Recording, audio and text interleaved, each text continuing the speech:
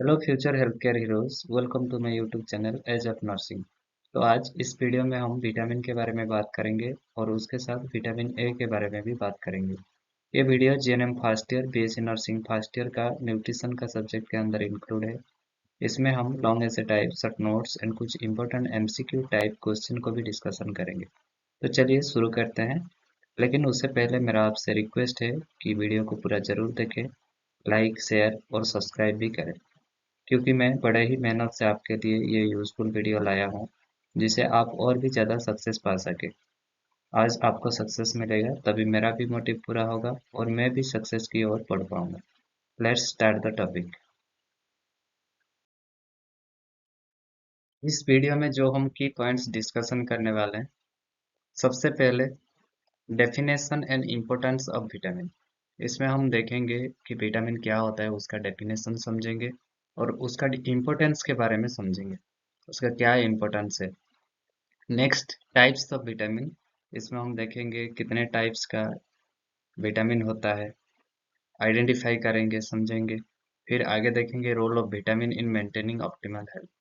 Optimal health maintain करने के लिए, ऑप्टिमल हेल्थ क्या होता है?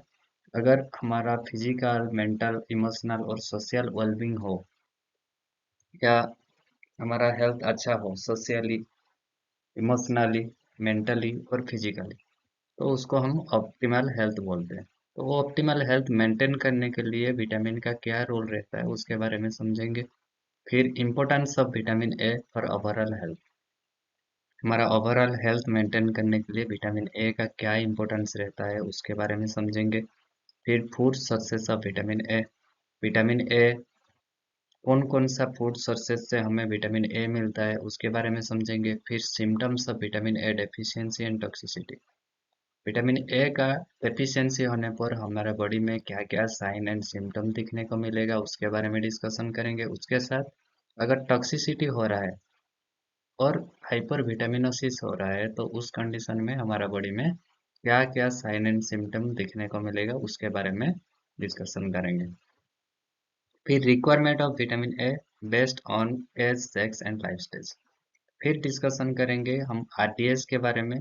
आरडीएस में रिकमेंडेड डाइटरी अलाउंस के बारे में डिस्कशन करेंगे, या पर्टिकुलर एज को लेके कितना विटामिन ए रिक्वायरमेंट रहता है, या सेक्स को लेके कितना रिक्वायरमेंट रहता है, या पर्टिकुलर कोई लाइफ स्टेज जैसे कि इन्फेंसी हो गया, हमारा चिल्ड्रन व चाइल्डहुड हो गया, अडल्ट हो गया, तो उन कंडीशन में उनको कितना विटामिन रिक्वायरमेंट रहता है उसके बारे में हम डिस्कशन करेंगे।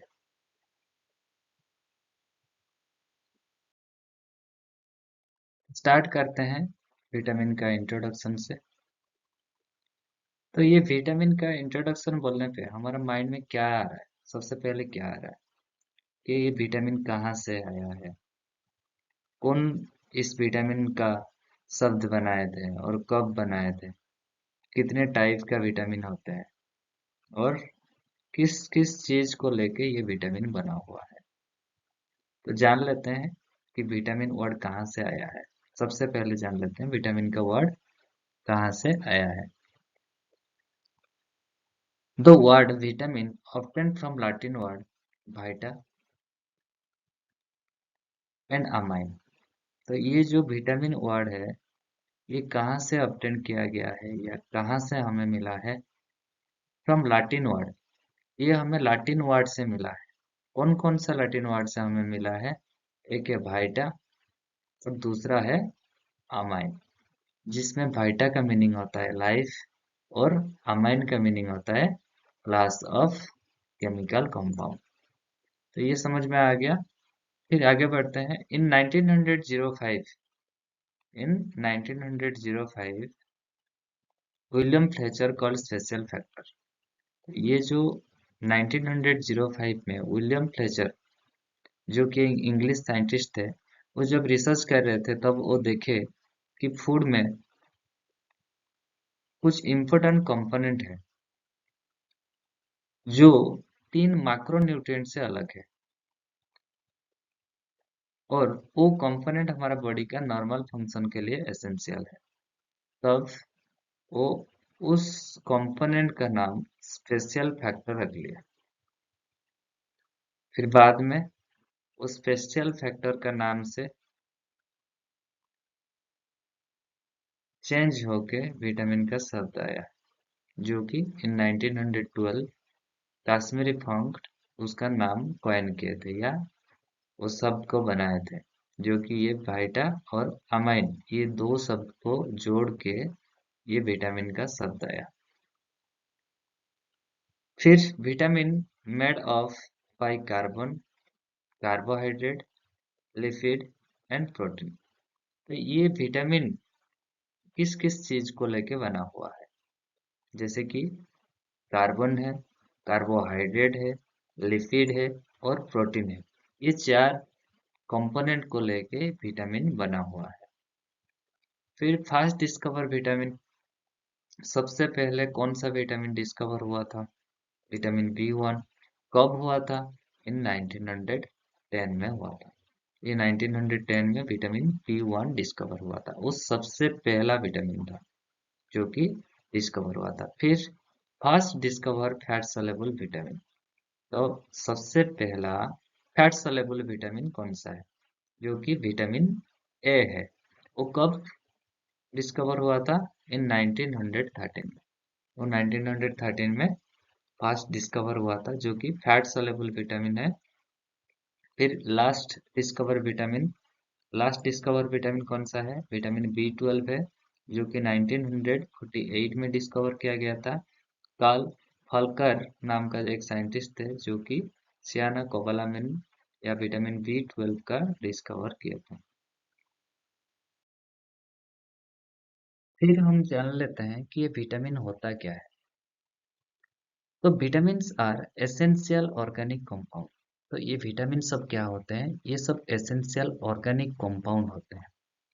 ये एसेंशियल ऑर्गेनिक कंपाउंड हम किसे बोलेंगे? जो भी कार्बन बेस्ड मॉलिक्यूल है, जैसे carbohydrate, protein, lipid, nucleic acid, ये सब एक एक एग्जाम्पल है एसेंशियल ऑर्गेनिक कंपाउंड का। और ये सब एसेंशियल ऑर्गेनिक कंपाउंड को लेके विटामिन बनता है, दैट द बॉडी नीड्स। जो विटामिन है, विटामिन को हमारा बॉडी के लिए जरूरत रहता है, नीड रहता है टू फंक्शन प्रॉपरली। हमारा बॉडी का फंक्शन अच्छी तरीके से होने के लिए हमारा बॉडी को नीड रहता है ये विटामिन का। कितना अमाउंट में? बहुत छोटे अमाउंट में, स्मॉल अमाउंट में नीड रहता है। They play various role from supporting the immune system to maintaining skin health and ensuring proper cell function. ये जो विटामिन है, इसका बहुत सारा रोल रहता है, वेरियस रोल, या हम बोल सकते हैं बहुत सारा फंक्शन रहता है। जैसे from supporting the immune system, ये हमारा इम्यून सिस्टम को सपोर्ट करने में हेल्प करता है। उसके अलावा टू मेंटेनिंग स्किन हेल्थ, ये जो हमारा स्किन हेल्थ है, जो स्किन है उसको हेल्दी रखने में हेल्प करता है। And ensuring proper cell function, और उसके अलावा हमारा सेल का फंक्शन अच्छी तरीके से होने में भी विटामिन का रोल रहता है। ये हमें हेल्प करता है, प्रॉपर तरीके से सेल फंक्शन करवाता है। These are essential for normal function of growth. इसके अलावा ये एसेंशियल है हमारे लिए, ये एसेंशियल है। क्यों एसेंशियल है? For normal function of growth. ये जो हमारा बॉडी का ग्रोथ एंड डेवलपमेंट है, ये ग्रोथ एंड डेवलपमेंट में भी ये विटामिन हमें हेल्प करता है। अगर विटामिन का डेफिशिएंसी हो रहा है तो हमारा ग्रोथ एंड डेवलपमेंट अच्छी तरीके से नहीं हो सकता। एंड रिप्रोडक्शन इन ह्यूमंस, इसके अलावा ये ह्यूमन का रिप्रोडक्शन में भी हेल्प करता है। विटामिन अगर डेफिशिएंसी हो रहा है तो हमारे अंदर या कोई पर्सन के अंदर इनफर्टिलिटी होने में भी फेयर रहता है, या इनफर्टिलिटी होने का चांसेस रहता है। अभी हम विटामिन के टाइप्स के बारे में डिस्कशन करेंगे, और इसे हम बोल सकते हैं क्लासिफिकेशन ऑफ विटामिन्स बोल सकते हैं। इसमें हम 13 रिकॉग्नाइज्ड विटामिन को लेके, जो अभी तक डिस्कवर किया गया है, विटामिन को लेके इसका क्लासिफिकेशन करेंगे। तो सबसे पहले सोलुबिलिटी के बेस पर विटामिन को हम क्लासिफिकेशन करेंगे। तो ये सोलुबिलिटी का मतलब क्या है? एक होते हैं फैट सोल्युबल विटामिन, और दूसरे होते हैं वाटर सोल्यूबल विटामिन। अब ये फैट सोल्यूबल विटामिन और वाटर सोल्यूबल विटामिन क्या होता है? तो ये फैट सोल्यूबल विटामिन वो होते हैं जिनका जो विटामिन का एब्जॉर्प्शन होना है हमारे बॉडी में, तो उसके लिए फैट चाहिए होता है और फैट का जरूरत होता है। whereas जो वाटर सोल्यूबल विटामिन है वो डायरेक्टली ब्लड में अब्जॉर्ब हो जाता है, उसके लिए फैट का जरूरत नहीं होता है। तो ये फैट सोल्यूबल विटामिन इसीलिए इसको बोलते हैं क्योंकि ब्लड में अब्जॉर्ब होने के लिए विटामिन को फैट का जरूरत पड़ता है, फैट का जरूरत होता है। क्योंकि ये फैट सोल्यूबल विटामिन है तो ये हमारा फैट में ही स्टोर होता है, जैसे कि एडिपोज टिश्यू हो गया, एडिपोज टिश्यू और लिवर, ये एडिपोज टिश्यू और लिवर में स्टोर होके रहता है। क्योंकि ये फैट सोल्यूबल विटामिन है, ये ज्यादा टाइम हमारा बॉडी में स्टोर होके रहता है, जल्दी एक्सक्रिएट आउट नहीं होता है, काफी टाइम रहता है हमारा बॉडी में स्टोर हो। तो ये अगर हमारा बॉडी में स्टोर होके रहता है, अगर हम ये फैट सोल्यूबल विटामिन को हम ज्यादा कंज्यूम करेंगे तो इसके लिए हमारा बॉडी में हाइपर विटामिनोसिस हो सकता है और टॉक्सिक इफेक्ट दिखा सकता है। हरस जो वाटर सोल्यूबल विटामिन है,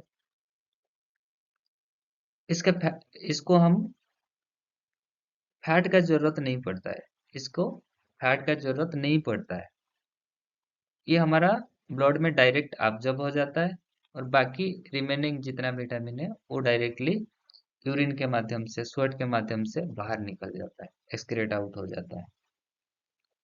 ये एक्सक्रीट आउट हो रहा है, हमारा बॉडी में स्टोर होके नहीं रहता है, तो इसके लिए इसे हम ज्यादा कंज्यूम करना पड़ेगा, ये हमारे लिए ज्यादा नीडेड है, ये लार्ज अमाउंट में हमें कंज्यूम करना पड़ेगा, डेली बेस में कंज्यूम करना पड़ेगा।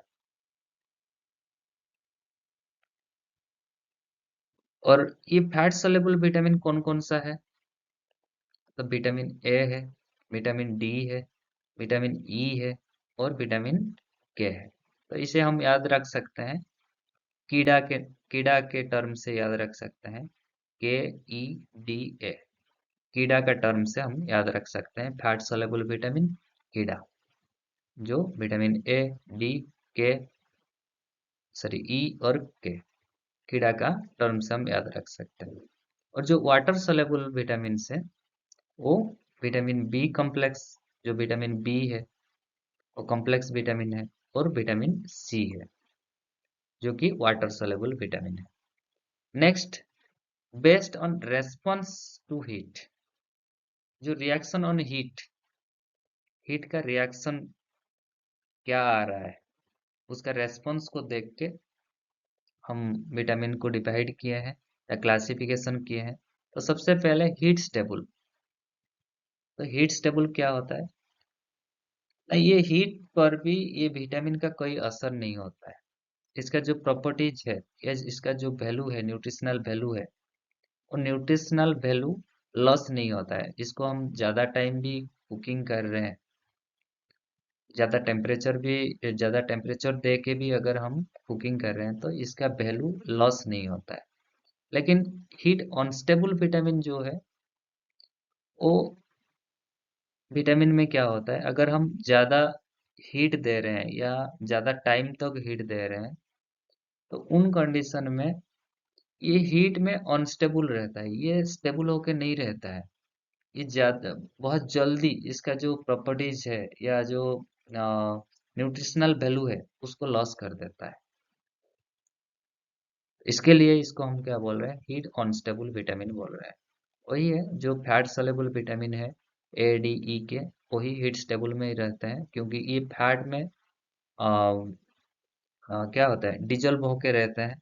तो इसके लिए इसको ज्यादा हीट पर मिलने पर भी ये इसका प्रॉपर्टीज लॉस नहीं करता है। लेकिन ये जो हीट अनस्टेबल है, ये वाटर सोल्यूबल है, ये बहुत जल्दी उसका प्रॉपर्टीज लॉस कर देता है, न्यूट्रिशनल वैल्यू को लॉस कर देता है।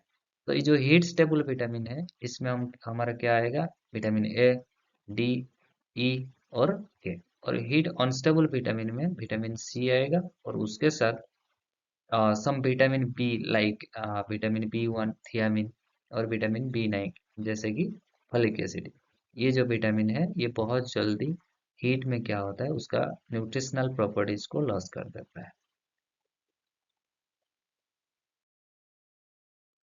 फिर हम जान लेते हैं कि जितने विटामिन है वो विटामिन का केमिकल नेम क्या रहता है, वो केमिकल नेम क्या रहता है, और उसके साथ उसका जो प्राइमरी फंक्शन है, वो विटामिन का प्राइमरी फंक्शन क्या क्या है उसके बारे में थोड़ा जान लेते हैं। तो सबसे पहले विटामिन ए, जिसको हम रेटिनॉल के नाम से जानते हैं। विटामिन ए का केमिकल नेम क्या होता है, रेटिनॉल होता है। और उसका जो प्राइमरी फंक्शन है वो विजन है, वो हमें विजन में हेल्प करता है और दिखने में हेल्प करता है, आई को हेल्दी बनाता है, और उसके साथ इम्यून फंक्शन में ये हेल्प करता है। फिर विटामिन डी, विटामिन डी का केमिकल नेम क्या होता है, उसका केमिकल नाम होता है कोलेकैल्सिफेरॉल। और विटामिन डी का प्राइमरी फंक्शन क्या होता है, बोन हेल्थ होता है, ये बोन को हेल्दी बनाता है। अगर इसका डेफिशिएंसी हो रहा है तो हमारा बोन हेल्दी नहीं रहेगा, ऑस्टियोपोरोसिस टाइप का डिजॉर्डर देखने को मिलेगा, खोखला हो जाएगा हमारा बोन। फिर उसके साथ इम्यून फंक्शन में भी ये हेल्प करता है। Next vitamin E, vitamin E का केमिकल नेम क्या होता है, टोकोफेरॉल होता है, उसको हम टोकोफेरॉल के नाम से भी जानते हैं। इसका प्राइमरी फंक्शन क्या है, ये एंटीऑक्सीडेंट का काम करता है।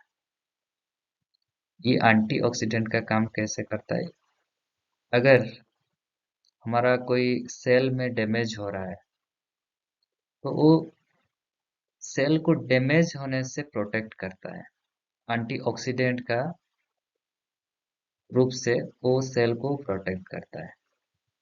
फिर विटामिन के, विटामिन के को हम पाइलोक्विनोन के नाम से जानते हैं, उसका केमिकल नेम क्या है, पाइलोक्विनोन।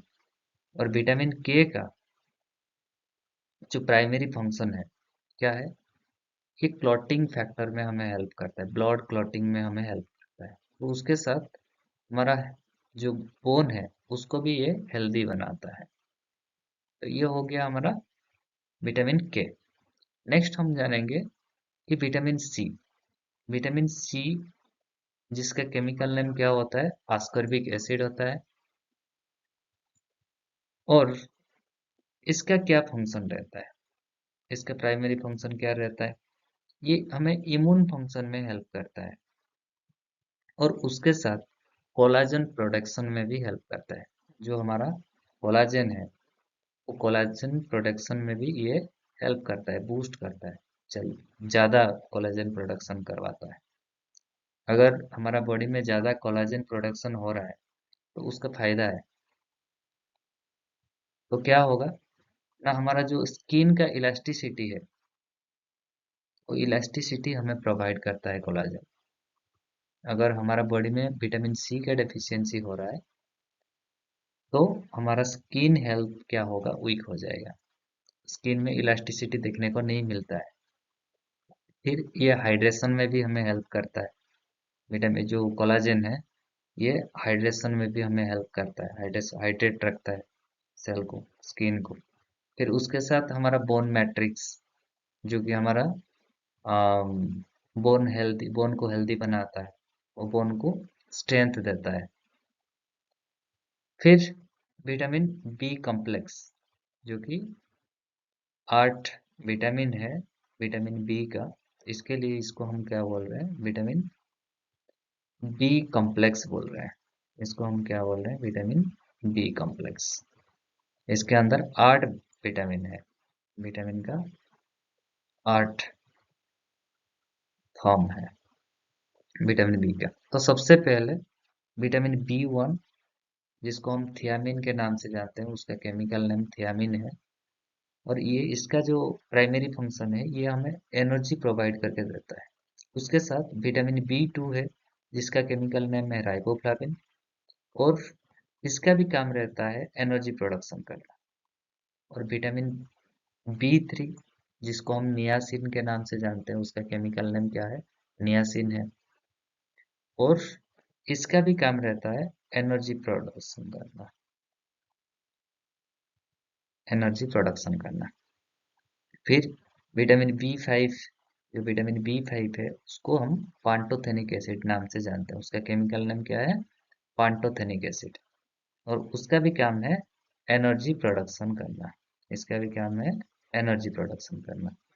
फिर विटामिन बी 6 को हम पायरिडॉक्सिन के नाम से जानते हैं, और ये भी एनर्जी प्रोडक्शन तो करता है, और उसके साथ ये हमें ब्रेन फंक्शन में ये हमें हेल्प करता है। जो हमारा ब्रेन फंक्शन कर रहा है, ब्रेन फंक्शन के लिए भी विटामिन बी 6 का जरूरत रहता है।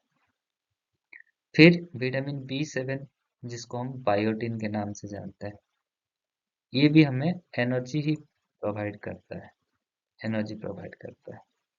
फिर ये विटामिन बी 9 जिसको हम फॉलिक एसिड के नाम से जानते हैं, वो क्या करता है, आरबीसी फॉर्मेशन करवाता है। ये क्या करता है, आरबीसी आरबीसी फॉर्मेशन करवाता है। और विटामिन बी 12 जो कि सियानोकोबालामिन के नाम से जानते हैं, वो भी आरबीसी फॉर्मेशन करता है। अगर ये दो विटामिन अगर हमारा बॉडी में डेफिशिएंसी हो रहा है तो इसके लिए अनीमिया हो सकता है, क्योंकि ये आरबीसी फॉर्मेशन करने के लिए हेल्प करता है, आरबीसी फॉर्मेशन में हेल्प करता है। और इसके साथ और कुछ इंपॉर्टेंट फंक्शन भी है। विटामिन बी 9 का फीटल डेवलपमेंट में हेल्प करता है, जो कि फीटल डेवलपमेंट के टाइम में इसके लिए ही हम vitamin B 9 folic acid tablet देते हैं प्रेग्नेंट लेडी को। फिर विटामिन बी 12 वो नर्व फंक्शन में हेल्प करता है, नर्व फंक्शन में हेल्प करता है। अभी हम विटामिन ए के बारे में थोड़ा डिटेल्स में जान लेते हैं। तो सबसे पहला जो फैट सोल्यूबल विटामिन है वो क्या क्या था ना, विटामिन ए था। वो विटामिन ए को सबसे पहले कब डिस्कवर किया गया था, 1913 में। और ये जो विटामिन ए है इसको कौन डिस्कवर किए थे, दो अमेरिकन बायोकेमिस्ट थे, अमेरिकन बायोकेमिस्ट। एक का नाम था McCullum doctor Elmer McCullum, and दूसरा का नाम था डेविस। ये दो अमेरिकन बायोकेमिस्ट थे जिन्होंने 1913 में विटामिन ए का डिस्कवर किया था। और जब डिस्कवर किए उसका नाम क्या दिए थे, फैट सोल्यूबल फैक्टर ए नाम दिए थे।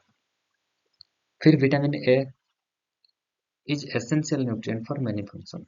फिर जो विटामिन ए है ये हमारे लिए एक एसेंशियल न्यूट्रिएंट है, एसेंशियल विटामिन है फॉर मेनी फंक्शन। हमारा जो बॉडी का जो फंक्शन रहता है, बॉडी का फंक्शन के लिए ये एक एसेंशियल न्यूट्रिएंट है। अगर ये न्यूट्रिएंट हम कंज्यूम नहीं करेंगे और डेफिशिएंसी होगा हमारा बॉडी में, तो हमारा बहुत सारा फंक्शन में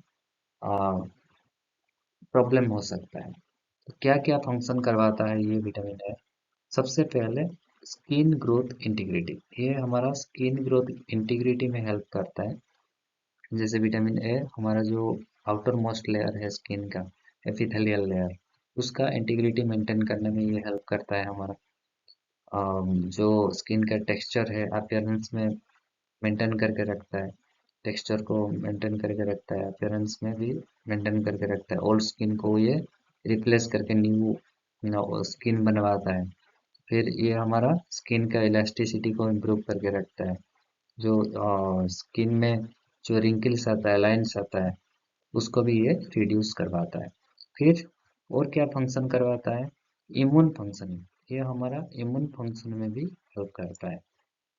तो ये जितने हमारा इम्यून सेल है वो इम्यून सेल को रेगुलेशन भी ये करता है। जैसे हमारे टी सेल, बी सेल, ये सब इम्यून सेल है, उसका रेगुलेशन करता है ये विटामिन। फिर उसके अलावा ये हमारा जो इम्यून सेल है उसको एक्टिवेशन भी करते हैं।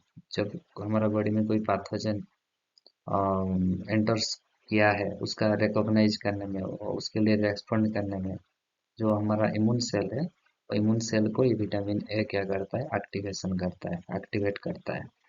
और उसके अलावा यह बैरियर का भी काम करता है।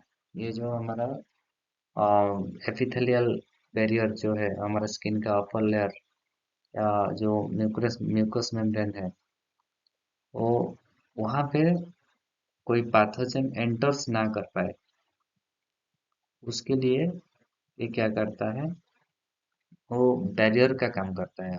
वहाँ पे कोई पैथोजन को एंटर्स करने के लिए नहीं देता है। उसके अलावा और क्या फंक्शन रहता है, बोन डेवलपमेंट में भी ये हेल्प करता है। ये हमारा जो ऑस्टियोब्लास्ट हो गया, ऑस्टियोक्लास्ट हो गया, उसको रेगुलेशन करता है। ऑस्टियोब्लास्ट को ये प्रमोशन करता है। ऑस्टियोब्लास्ट क्या होता है, जैसे कि कोई हमारा बोन का बिल्ड होना, जैसे कोई बोन का डेंसिटी हो गया, जैसे उसका स्ट्रेंथ हो गया, स्ट्रेंथ बनवाने में ये हेल्प करता है। अगर कोई न्यू बोन तैयार हो रहा है या बिल्ड हो रहा है, उस कंडीशन में भी ये विटामिन ए हमें हेल्प करता है। उसके अलावा बोन मैट्रिक्स में हेल्प करता है। बोन मिनरलाइजेशन में भी हेल्प करता है। बोन मिनरलाइजेशन क्या होता है, ये जो एक प्रोसेस है, जो प्रोसेस में हमारा क्या होता है, कैल्शियम, फास्फोरस, ये सब बोन टिश्यू में जाके डिपॉजिट होता है। और डिपॉजिट होके वो बोन को क्या करते हैं, डेवलप करते हैं, मैच्योर करते हैं। वो प्रोसेस को हम बोन मिनरलाइजेशन बोलते हैं। तो ये प्रोसेस में भी ये विटामिन ए का रोल रहता है। वो बोन मिनरलाइजेशन करवाता है विटामिन ए। उसके अलावा एम्ब्रियोनिक डेवलपमेंट, एम्ब्रियोनिक डेवलपमेंट में भी ये हमारा ये विटामिन हमें हेल्प करता है। जैसे एम्ब्रियोनिक डेवलपमेंट हम किसे बोलते हैं, जब कोई एम्ब्रियो का डेवलपमेंट हो रहा है, हमारा जो फेज है, एम्ब्रियोनिक फेज, उस टाइम में उसका क्या क्या डेवलपमेंट हो सकता है। जैसे हमारा जीन एक्सप्रेशन हो गया, सेल डिफरेंशिएशन हो गया, या मोर्फोजेनेसिस हो गया, ऑर्गेनोजेनेसिस हो गया। तो ये जो जेन एक्सप्रेशन क्या होता है, जेन एक्सप्रेशन में हमारा जो जीन को राइट टाइम में ऑन ऑफ करता है, जैसे कि वो सेल डिफरेंशिएशन, सेल डिफरेंशिएशन में भी हमारा क्या होता है, जो सेल को डिफरेंशिएट करता है, टिश्यू को डिफरेंशिएट करता है, ये नर्व सेल है, ये मसल सेल है, ये एपिथेलियल सेल है, या मॉर्फोजेनेसिस में हेल्प करता है। जैसे हमारा कोई एम्ब्रियो डेवलप हो रहा है, उसका साइज फॉर्म डेवलप होने में भी ये विटामिन हेल्प करता है, विटामिन ए एम्ब्रियोनिक पीरियड में, उस टाइम में ये डेवलप करवाता है। और ऑर्गेनोजेनेसिस, कोई ऑर्गन डेवलप हो रहा है, मैच्योर हो रहा है, उस कंडीशन में वो मैच्योर होने में भी या डेवलप होने में भी ये विटामिन ए का रोल रहता है। फिर और एक इम्पोर्टेंट फंक्शन है जो कि सबसे पहले मैं बोल चुका हूँ, क्या होता है, वो विजन में हेल्प करता है।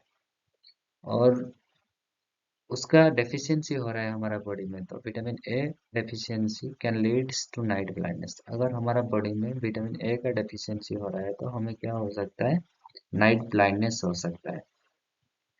Liver has enough capacity to store vitamin A to meet needs for 6 to 9 months।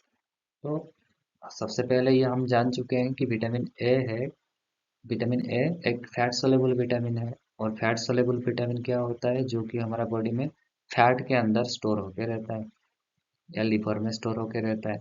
तो हमारे जो लिवर में स्टोर होके रहता है जो फैट सोलेबल विटामिन ए, तो जो विटामिन लिवर के अंदर स्टोर होके प्रेजेंट है, या जो लिवर के अंदर प्रेजेंट है, तो वो विटामिन क्या होता है, अगर हम 6 to 9 मंथ तक भी हम कोई विटामिन ए न्यूट्रिएंट कंज्यूम नहीं करेंगे, तभी भी ये लीवर क्या करेगा, हमारा विटामिन ए का मीट को या जो नीड को मीट कर पाएगा। या हम बोल सकते हैं हमारा जो जरूरत पड़ता है, जब विटामिन ए का नीड रहता है, वो नीड को ये फुलफिलमेंट कर सकता है, कौन, लिवर। नेक्स्ट हम जानेंगे नॉर्मल रेंज। नॉर्मल रेंज क्या होता है, जो विटामिन ए है, 20 to 60 माइक्रोग्राम पर डीएल।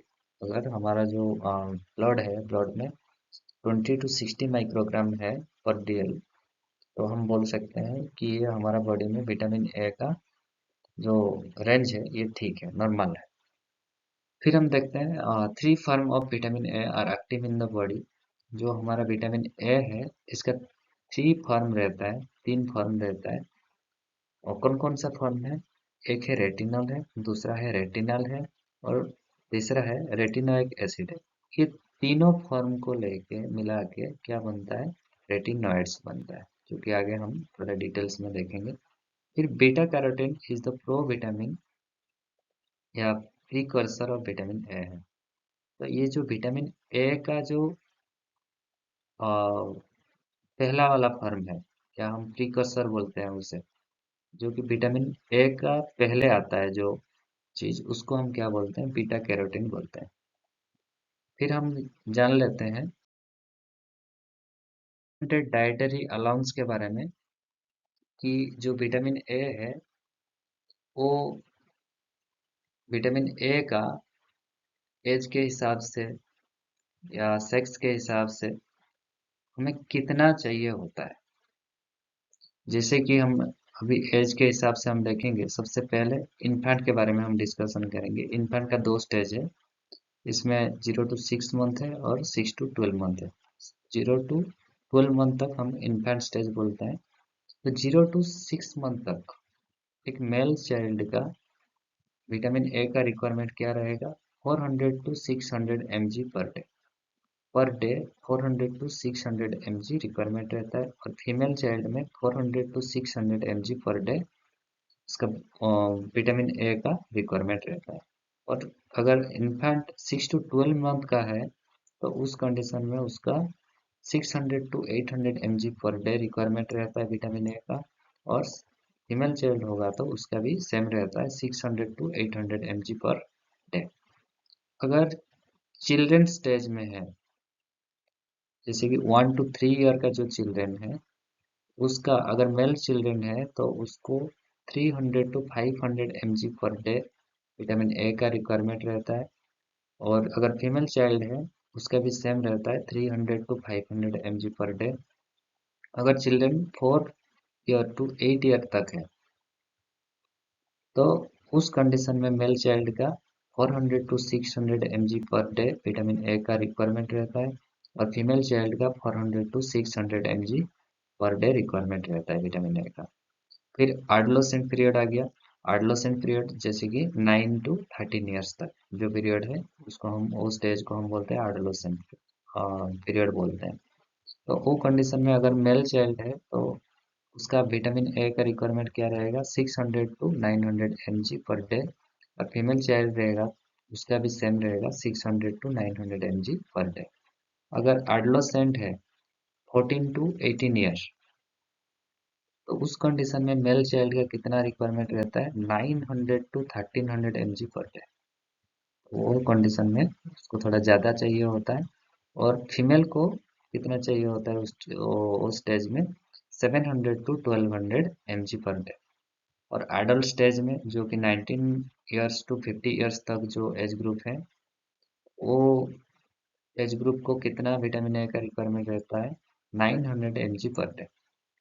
और फीमेल होगा तो 700 mg पर डे रिक्वायरमेंट रहता है। फिर जो कि 50 प्लस है, जो एज ग्रुप 50 प्लस है, उनको भी 900 mg पर डे रिक्वायरमेंट रहता है। और फीमेल का भी 700 mg पर डे रिक्वायरमेंट रहता है। अगर प्रेग्नेंट वमेन हो, जब वमेन प्रेग्नेंट होते हैं उस कंडीशन में उसको विटामिन का रिक्वायरमेंट रहता है। मैं बोल चुका हूँ कि वो एम्ब्रियोनिक स्टेज आता है, वो एम्ब्रियोनिक स्टेज के लिए उसका जो ऑर्गेनोजेनेसिस के लिए जो अ, हमारा बाकी जेन एक्सप्रेशन के लिए, सेल डिफरेंशिएशन के लिए, या जो मोर्फोजेनेसिस के लिए, वो जो स्टेज रहता है उस कंडीशन के लिए थोड़ा ज़्यादा विटामिन ए का रिक्वायरमेंट रहता है। इसके लिए उसका पर डे के हिसाब से 750 to 1200 mg per day requirement रहता है। और लैक्टेटिंग वुमेन जो होते हैं उनका भी थोड़ा ज़्यादा रहता है विटामिन ए का requirement. 1200 to 1300 mg per day requirement रहता है। अभी हम डिस्कशन कर लेते हैं कि vitamin A according to national immunization schedule. तो हम जान चुके हैं, पहले से जान चुके हैं कि जो हमारा नेशनल इम्यूनाइजेशन शेड्यूल है वो उसके अंदर विटामिन ए को भी इंक्लूड किया गया है और हमें विटामिन ए का सॉल्यूशन भी डिस्ट्रीब्यूट किया जाता है, क्योंकि ये हमारे लिए, हमारे बॉडी के लिए बहुत इम्पोर्टेंट विटामिन है और जो इम्पोर्टेंट फंक्शन भी परफॉर्म करता है। तो जान लेते हैं कि हमारा जो इम्यूनाइजेशन शेड्यूल है, नेशनल इम्यूनाइजेशन शेड्यूल, और नेशनल इम्यूनाइजेशन शेड्यूल में हमारा विटामिन ए हमें कितना दिया जाता है और कब कब किया जाता है, तो ये हमारे लिए इम्पोर्टेंट है, ये याद रख लेना। तो सबसे पहला डोज कब दिया जाता है विटामिन ए का, वो 9 मंथ में दिया जाता है। तो कितना दिया जाता है? 1 लाख इंटरनेशनल यूनिट। ये आयु का मीनिंग क्या होता है? इंटरनेशनल यूनिट होता है। तो सबसे पहला डोज हमें कब दिया जाता है विटामिन ए का? 9 मंथ में दिया जाता है। कितना दिया जाता है? 1 लाख इंटरनेशनल यूनिट दिया जाता है। फिर सेकेंड डोज हमें कब दिया जाता है? इसका डबल, 9 मंथ का डबल। जैसे कि 9 मंथ का डबल कितना होता है? 18 मंथ। 18 मंथ में हमें सेकेंड डोज दिया जाता है। और कितना दिया जाता है? 1 लाख का डबल। कितना है? 2 लाख इंटरनेशनल यूनिट। तो हमें 2 लाख इंटरनेशनल यूनिट दिया जाता है। बाद में जब जितना भी है, जो टाइम पीरियड के हम बात हम बोल रहे हैं, वो सब 6 मंथ इंटरवल में ही दिया जाएगा। जैसे कि 18 मंथ के बाद थर्ड डोज कब दिया जाएगा ना? 24 मंथ में। कितना दिया जाएगा? वही सेम है, 2 लाख इंटरनेशनल यूनिट। बाकी सब सेम रहेगा, 2 लाख इंटरनेशनल यूनिट एंड तक दिया जाता है, अप टू 5 ईयर तक। तो ये फोर्थ डोज कब दिया जाएगा? 24 का 6 मंथ प्लस कर लो, 13 मंथ में कितना दिया जाएगा? 2 लाख इंटरनेशनल यूनिट। फिर फिफ्थ डोज कब दिया जाएगा? 36 मंथ में। कितना दिया जाएगा? 2 lakh international unit. Six dose कब दिया जाएगा? 42 मंथ में दिया जाएगा। कितना दिया जाएगा? 2 लाख इंटरनेशनल यूनिट। फिर सेवेंथ डोज कब दिया जाएगा? 42 का सिक्स ऐड कर लो, 48 मंथ में। कितना दिया जाएगा? 2 लाख इंटरनेशनल यूनिट। फिर एट डोज कब दिया जाएगा? उसका 6 मंथ ऐड कर लो, 54 मंथ में दिया जाएगा। और कितना दिया जाएगा? वही सेम, 2 लाख इंटरनेशनल यूनिट। फिर लास्ट डोज, नाइन्थ डोज, वो कब दिया जाएगा? 16 मंथ में दिया जाएगा। कितना दिया जाएगा? 2 लाख इंटरनेशनल यूनिट। तो इसमें हम टोटल जो विटामिन ए का टोटल डोज कितना रहता है, ये क्वेश्चन पूछा गया है, बहुत बार एग्जाम में पूछा गया है। जो according to national immunization schedule हमारा विटामिन ए का कितना डोजेस होता है। टोटल हमारा कितना डोज हो गया? 9 डोज हो गया। टोटल 9 डोज हो गया। और ये कब तक दिया जाता है? 60 मंथ। 60 मंथ बोले तो हम 5 ईयर तक हम जो बच्चे हैं, बच्चे को 5 ईयर तक ही दिया जाता है। टोटल 9 डोज है, 5 ईयर तक दिया जाता है। और टोटल कितना दिया जाता है? टोटल काउंट कर लो, ये total 17 lakh, 17 lakh international unit दिया जाता है। ये इम्पोर्टेंट है कि याद रख लेना कि टोटल हमें नाइन नाइन डोज दिया जाता है। टोटल 9 डोज दिया जाता है और 5 ईयर तक दिया जाता है। और कितना दिया जाता है, कितना अमाउंट में दिया जाता है? टोटल 17 लाख इंटरनेशनल यूनिट दिया जाता है।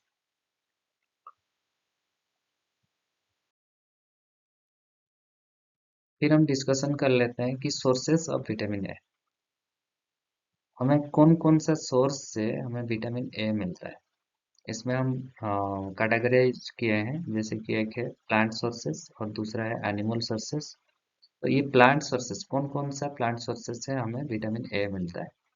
सबसे पहले, जितना रेड कलर फ्रूट्स है, रेड या येलो कलर का फ्रूट्स है, जैसे पंपकिन हो गया, कैरट हो गया, मैंगो हो गया, papaya, ये सब येलो कलर का फ्रूट है या रेड कलर का फ्रूट है।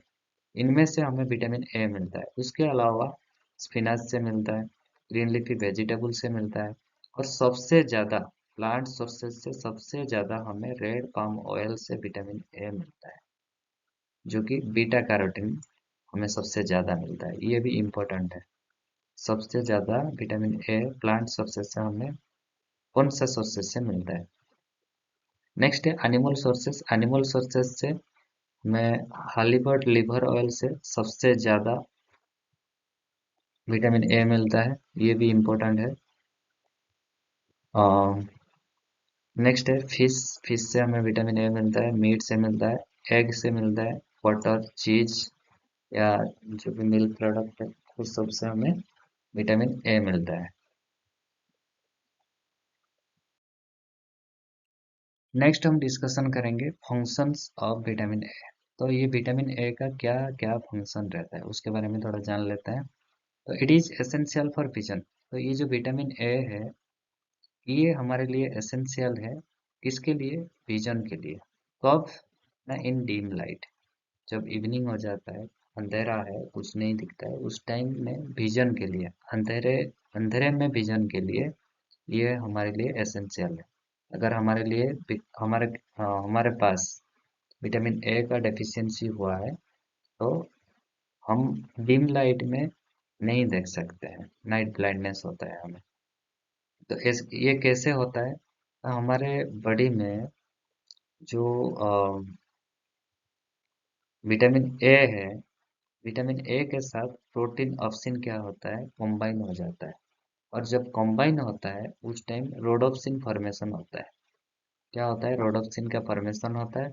और ये रोडोप्सिन क्या करता है, जो कि हमारा रेटिना में प्रेजेंट रहता है, ये रोडोप्सिन हमें विजन में हेल्प करता है इन डिम लाइट।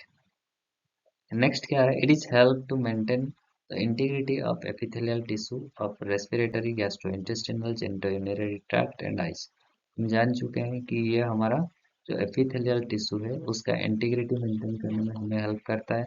जैसे रेस्पिरेटरी ट्रैक्ट हो गया, गैस्ट्रोइंटेस्टिनल ट्रैक्ट हो गया, जेनिटोयूरिनरी ट्रैक्ट हो गया या आई हो गया। ये सब में हमें विटामिन ए जो क्या करता है, जो उसमें जो एपिथेलियल टिश्यू है वो एपिथेलियल टिश्यू का इंटीग्रिटी मेंटेन करने में हमें हेल्प करता है। उसके साथ it is required for skeletal growth. इसके अलावा ये हमारा स्केलेटल ग्रोथ में भी हेल्प करता है। हमारा जो ग्रोथ एंड डेवलपमेंट हो रहा है स्केलेटन या बोन का जो ग्रोथ एंड डेवलपमेंट हो रहा है या टूथ डेवलपमेंट में भी ये हमें हेल्प करता है। नेक्स्ट और क्या फंक्शन करता है? It helps the body to fight against infection. ये जो विटामिन ए है, मैं बोल चुका हूँ, ये हमारा इम्यून फंक्शन में हमें हेल्प करता है।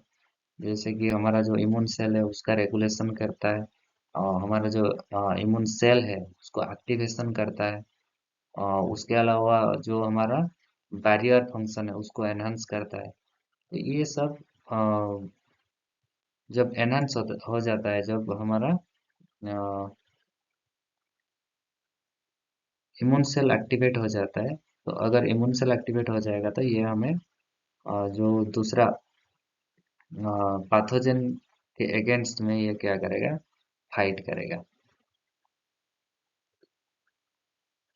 तो ये हमारा एंटी इन्फेक्शन एजेंट हो गया। It help the body fight against infection. ये विटामिन ए हमें हेल्प करता है हमारा बॉडी को फाइट अगेंस्ट इन्फेक्शन, इन्फेक्शन के अगेंस्ट में फाइट करने के लिए ये हमें हेल्प करता है। और ये एंटी इन्फेक्शन एजेंट का काम करता है। फिर एक्ट एज एंटीऑक्सीडेंट। ये हमारा एंटीऑक्सीडेंट का भी काम करता है। जैसे एंटीऑक्सीडेंट क्या हो गया, जैसे कि हमारा कोई टिश्यू डैमेज हो रहा है, कोई टिश्यू में ऑक्सीजन नहीं पहुंच पा रहा है, तो वो टिश्यू क्या हो जाएगा, नेक्रोसिस हो जाएगा, टिश्यू डेथ हो जाएगा। तो अगर वो टिश्यू में ऑक्सीजन चल रहा है, कोई भी टिश्यू में ऑक्सीजन है, तो वो टिश्यू डेथ नहीं होगा। डेथ कब होगा? अगर उसके अंदर ऑक्सीजन नहीं पहुंच पाएगा, तब वो टिश्यू डेथ हो जाएगा। तो ये जो एंटीऑक्सीडेंट है ये क्या करता है, जो विटामिन ए एंटीऑक्सीडेंट का काम करता है, ये विटामिन ए जो हमारा टिश्यू है वो टिश्यू के अंदर ऑक्सीजन कैरी करके लेता है। और टिश्यू को डेथ होने के लिए नहीं देता है। तो ये हमारा एंटीऑक्सीडेंट का काम करता है। उसके अलावा ये आरबीसी सिंथेसिस करने में भी हेल्प करता है और स्टेरॉयड हार्मोन फॉर्मेशन में भी ये हमें हेल्प करता है। उसके अलावा हमारा जो न्यूरॉन है, न्यूरॉन के अंदर जो माइलिन शीथ है, जो फैटी लेयर है उसके अंदर, उसको फॉर्मेशन करने में भी हमें विटामिन ए हेल्प करता है। फिर हम डिस्कशन कर लेते हैं डेफिशिएंसी ऑफ विटामिन ए। अगर विटामिन ए का डेफिशिएंसी हो रहा है तो हमारा बॉडी में क्या क्या प्रॉब्लम आ सकता है या क्या क्या कॉम्प्लिकेशन हो सकता है, उसके बारे में डिस्कशन कर लेते हैं। तो सबसे पहले नाइट ब्लाइंडनेस। ये जो नाइट ब्लाइंडनेस है इसको हम और क्या बोलते हैं, नेक्टोलोपिया बोलते हैं, याद रख लेना, ये इम्पोर्टेंट है। नाइट ब्लाइंडनेस को हम नेक्टोलोपिया के नाम से भी जानते हैं। ये जो नाइट ब्लाइंडनेस है या नेक्टोलोपिया है, ये कंडीशन में क्या होता है, in this condition the person unable to see well in dim light. तो ये कंडीशन में वो पर्सन को अंधेरे में अच्छे से दिखाई नहीं देता है। और ये विटामिन ए का डेफिशिएंसी, विटामिन ए का जो डेफिशिएंसी का फर्स्ट सिम्टम है। अगर कोई पर्सन को अंधेरे में दिखाई नहीं दे रहा है तो जान लेना कि वो पर्सन को विटामिन ए का डेफिशिएंसी हुआ है, क्योंकि ये हमारा फर्स्ट सिम्टम है विटामिन ए डेफिशिएंसी का। फिर जेरप्थेलमिया, जेरप्थेलमिया कंडीशन आ सकता है। जेरप्थेलमिया हम किसे बोलते हैं, ड्राइनेस ऑफ आई। अगर हमारा आई में ड्राइनेस आ रहा है, जैसे कि ये पिक्चर में देख सकते हो, ये क्या हो रहा है ना, ये जो साइड में इस सर्कल के अंदर देख सकते हो, इसमें क्या हो रहा है, जो मॉइस्ट नहीं है, इसमें ड्राइनेस है। तो ये विटामिन ए का डेफिशिएंसी से दिखने को मिलता है। अगर आंख में ड्राइनेस आ रहा है तो हम बोल सकते हैं कि पर्सन को जेरप्थेलमिया हुआ है। नेक्स्ट क्या है, कंजुक्टिवल जेरोसिस। नेक्स्ट कंडीशन कौन सा होता है, विटामिन ए का डेफिशिएंसी से कंजुक्टिवल जेरोसिस होता है। ये कंडीशन में क्या होता है, कंजुक्टिवा बिकम ड्राई। ये जो हमारा कंजुक्टिवा है ये ड्राई हो जाता है। उसके अलावा थिकन हो जाता है, ये थिक हो जाता है, रिंकल पड़ जाता है, इसमें रिंकल पड़ जाता है, रिंकल पड़ जाता है और पिगमेंट भी दिखने को मिलता है। अगर इतने सब साइन हमारा जो कंजुक्टिवा है उसके अंदर दिखने को मिल रहा है तो समझ जाना कि ये विटामिन ए का डेफिशिएंसी है। और ये विटामिन ए का डेफिशिएंसी का फर्स्ट साइन है। ये नाइट ब्लाइंडनेस फर्स्ट सिम्टम है और कंजुक्टिवल जेरोसिस फर्स्ट साइन है। एग्जाम में पूछ सकता है कि नाइट ब्लाइंडनेस का, सॉरी, विटामिन ए का डेफिशिएंसी का, विटामिन ए डेफिशिएंसी का फर्स्ट क्लिनिकल साइन कौन सा है। तो इसमें जो जो भी कंडीशन है, वो कंडीशन को हम याद रखेंगे तो इजीली लिख सकते हैं। या वो पूछ सकता है विटामिन ए डेफिशिएंसी का फर्स्ट सिम्टम कौन सा होता है, फर्स्ट सिम्टम कौन सा होता है, तो हम लिख सकते हैं कि नाइट ब्लाइंडनेस होता है या नेक्टोलोपिया होता है। नेक्स्ट कंडीशन कौन सा आता है, पीटर्ड स्पॉट। ये पीटर्ड स्पॉट देखने को मिलता है अगर हमारा बॉडी में विटामिन ए का डेफिशिएंसी हो रहा है, तो ये पीटर्ड स्पॉट दिखने के लिए मिलेगा हमारा आंख में। It is characterize by triangular. तो ये आंख में ट्रायंगुलर शेप में, इसमें साइड में हम देख सकते हैं, ये ट्रायंगुलर व्हाइट और येलोइश स्पॉट्स ऑन कंजुक्टिवा। ये जो हमारा कंजुक्टिवा रीजन है, ये कंजुक्टिवा में ट्रायंगुलर शेप में व्हाइट कलर का या येलोइश कलर का स्पॉट दिखने को मिलेगा। तब समझ जाना कि यह है बिटर स्पॉट, जो कि विटामिन ए का डेफिशिएंसी से हमारे आंख में दिखने के लिए मिल रहा है या हमारा कंजुक्टिवा में दिखने के लिए मिल रहा है। और क्या हो सकता है विटामिन ए का डेफिशिएंसी से, कैरेटोमेलेसिया हो सकता है। ये कैरेटोमेलेसिया क्या होता है, अगर हम जेरप्थेलमिया कंडीशन में, उस कंडीशन में अगर हम ट्रीटमेंट नहीं करेंगे, तो ये जेरप्थेलमिया कंडीशन में क्या हो रहा था, ड्राइनेस ऑफ आई हो रहा था, हमारा आंख ड्राई हो जा रहा था। उसमें पिगमेंटेशन दिखने के लिए मिल रहा था। तो अगर उस कंडीशन में हम ट्रीट नहीं कर रहे हैं तो ये फर्दर प्रोग्रेस हो जाता है, प्रोग्रेसिव हो जाता है ये डिजीज। तो उसके वजह से क्या होता है, जो हमारा जो कर्निया है, ये जो कर्निया है, ये कर्निया में अल्सर देखने के लिए मिलता है, अल्सर देखने के लिए मिलता है। और इसके अंदर परफोरेशन भी हो जाता है, होल भी हो जाता है।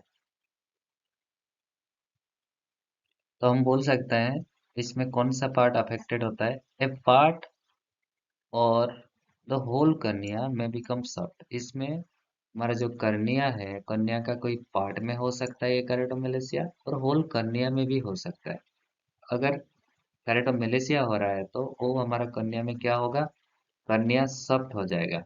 और अगर सॉफ्ट हो रहा है तो उसमें ब्रस्ट होने का भी चांसेस रहता है।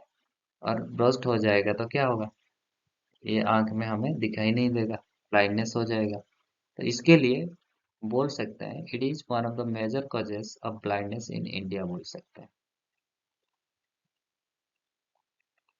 तो ये था हमारा कुछ जो कॉम्प्लिकेशन या डेफिशिएंसी डिजॉर्डर बोल सकते हैं। उसके अलावा और कुछ भी प्रॉब्लम होता है हमारा विटामिन ए का डेफिशिएंसी से, जैसे कि स्किन प्रॉब्लम। तो ये हमारा स्किन का हेल्थ में भी हमें हेल्प कर रहा था। जैसे अगर विटामिन ए का डेफिशिएंसी हो रहा है तो हमारा स्किन ड्राई हो जाएगा, इची हो जाएगा अपीयरेंस। उसके अलावा हमारा जो स्किन का टेक्सचर है वो मेंटेन नहीं हो पाएगा, हमारा स्किन का इलास्टिसिटी भी मेंटेन नहीं हो पाएगा। हमारा जो स्किन है उसमें रिंकल आ जाएगा और रिड्यूस नहीं होगा। या जो हमारा जो आउटर मोस्ट लेयर है, एपिथेलियल लेयर, उसमें भी इंटीग्रिटी मेंटेन नहीं हो पाएगा। तो ये सब स्किन प्रॉब्लम देखने के लिए मिलेगा। उसके अलावा इनफर्टिलिटी भी देखने के लिए मिलता है। हमारा जो कंसीव करने में ट्रबल होता है। उसके अलावा ग्रोथ इशू देखने के लिए मिलता है, ग्रोथ एंड डेवलपमेंट में डिले होता है। उसके अलावा स्टोन बोन, ये हमारा जो बोन है, बोन का ग्रोथ एंड डेवलपमेंट में भी प्रॉब्लम क्रिएट करता है। ये खोखला हो जाता है हमारा बोन। अगर विटामिन ए का डेफिशिएंसी होगा तो क्या होगा, बोन का ग्रोथ एंड डेवलपमेंट भी नहीं हो पाएगा ठीक से। नेक्स्ट है हाइपर विटामिनोसिस। तो ये हाइपर विटामिनोसिस क्या होता है, तो hyper vitaminosis is a condition. तो ये हाइपर विटामिनोसिस क्या होता है, ये एक कंडीशन होता है।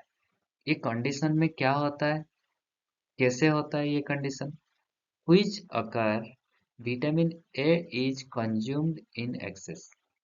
अगर हम विटामिन ए का कंजप्शन ज्यादा अमाउंट में कर रहे हैं, एक्सेस अमाउंट में कर रहे हैं, तो ये कंडीशन हमारा बॉडी में देखने के लिए मिलता है। क्योंकि ये एक फैट सोल्यूबल विटामिन है, ये हमारा बॉडी में स्टोर होता है, इसके लिए ये टॉक्सिसिटी होता है। अगर टॉक्सिसिटी हो रहा है, this soon toxic effect in both adult and children. तो ये अगर टॉक्सिसिटी हो रहा है तो हमारा बॉडी में ये किस किस पर्सन को हो रहा है या किस किस ग्रुप को हो रहा है, एज ग्रुप को, एडल्ट को भी होता है और चिल्ड्रन को भी होता है। अगर हाइपर विटामिनोसिस हो रहा है तो हमारा बॉडी में क्या क्या कॉमन सिम्टम देखने के लिए मिलेगा। तो सबसे पहले एनोरेक्सिया देखने के लिए मिलेगा। तो एनोरेक्सिया क्या होता है, ये एक ईटिंग डिजॉर्डर। इसमें क्या होता है, हमारा जो बॉडी इमेज को लेके हम एक्सेसिव फियर करते हैं, जैसे कि हमारा ज्यादा वेट गेन हो जाएगा, हम खाना नहीं खाएंगे। या अगर हम खाना खा रहे हैं तो हम उसमें फिंगर दे के वो खाना को उल्टी कर रहे हैं, कर दे रहे हैं, वो सब देखने के लिए मिलता है, वो फियर होता है। ये एक ईटिंग डिजॉर्डर है, ईटिंग डिजॉर्डर देखने के लिए मिलता है। उसके अलावा hyperirritability, anorexia nervosa, eating disorder है। नेक्स्ट है हाइपर इरिटेबिलिटी। हाइपर इरिटेबिलिटी क्या होता है? हम ज्यादा इरिटेबल हो जाएंगे, ज्यादा इरिटेट होते हैं।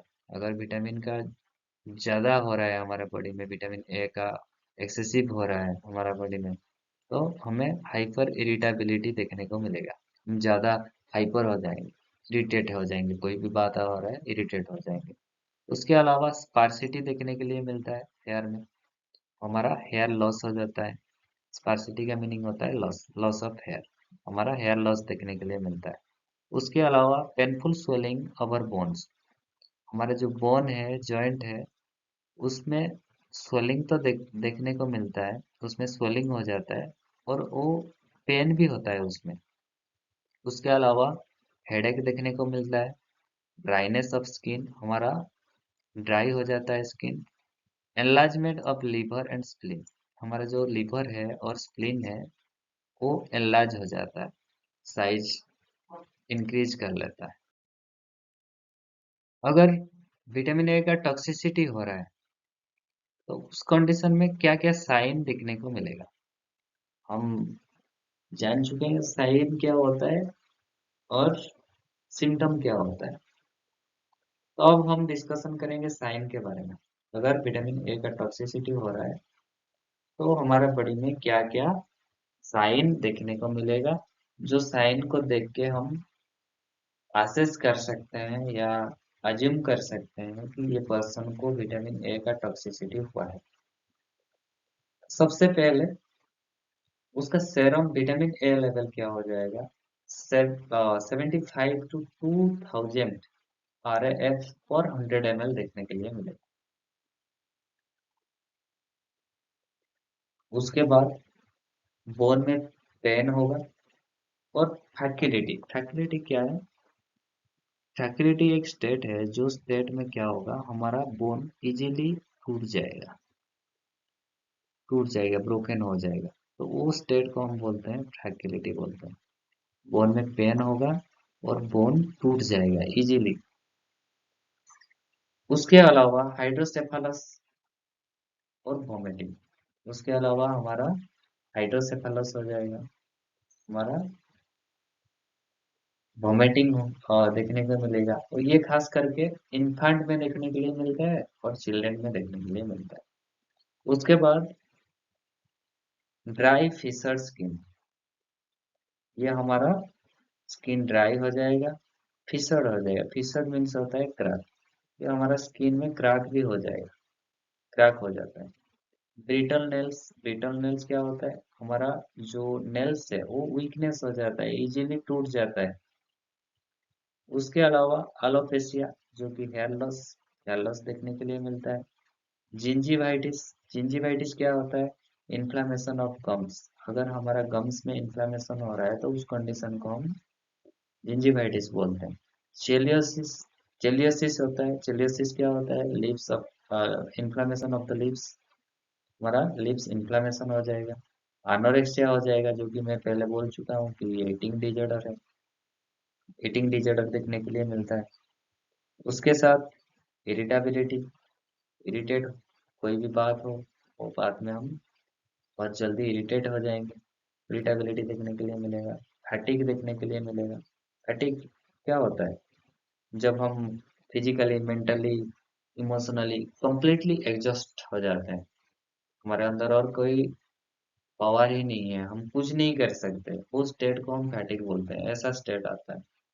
और उसके अलावा हेपाटोमेगाली एंड abnormal लिवर फंक्शन। तो हेपाटोमेगाली क्या है? जो हमारा लिवर है, तो लिवर एनलार्ज हो जाता है। जब लिवर एनलार्ज हो जाता है उस कंडीशन को हम हेपाटोमेगाली बोलते हैं।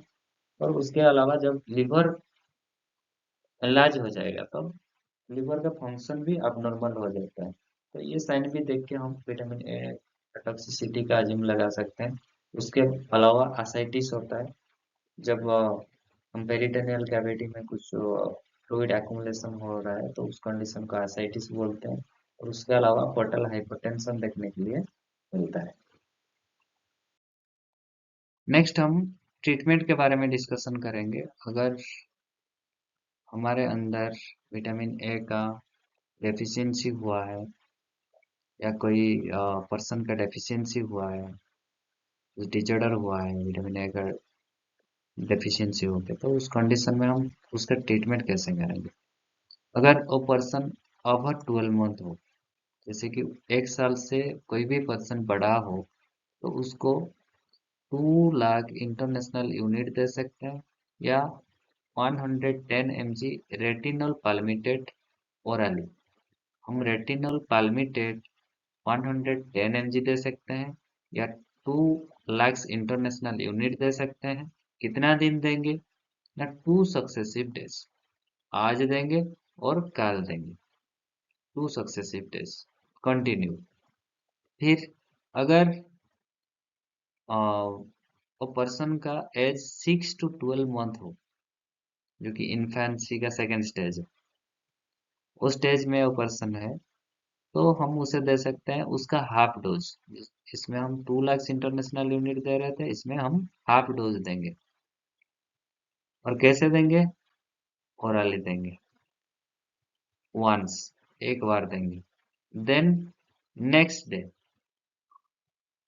And third dose after 2 weeks. तो सबसे पहले अगर वो 6 से 12 मंथ का हो, 12 मंथ का है, तो उसको 1 लाख इंटरनेशनल यूनिट देंगे, ओरली देंगे।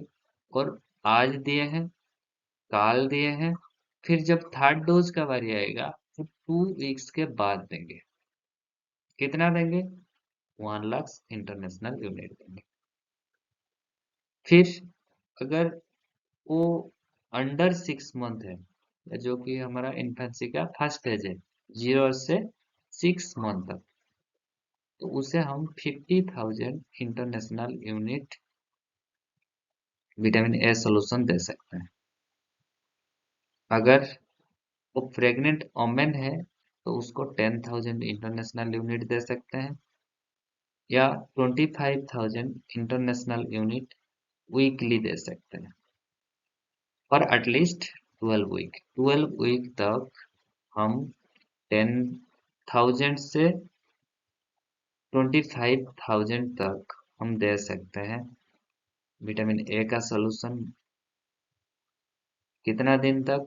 At least 12 week. किसको? ना प्रेग्नेंट वुमेन को। लास्ट में एक इम्पोर्टेंट इन्फॉर्मेशन देना था कि अभी कृषि विद्या निधि योजना चल रहा है, जो कि दिसंबर 25, 2024 तक चलेगा। और इसमें जीएनएम, बीएससी और post basic BSc nursing student apply करके गवर्नमेंट की तरफ से कुछ सहायता राशि पा सकते हैं। होप करता हूँ आपको ये वीडियो पसंद आया होगा, और किसी चीज़ का जानकारी या मदद के लिए हमसे ज़रूर कांटेक्ट करें। जुड़े रहे एज अ नर्सिंग के साथ। Thank you so much for watching.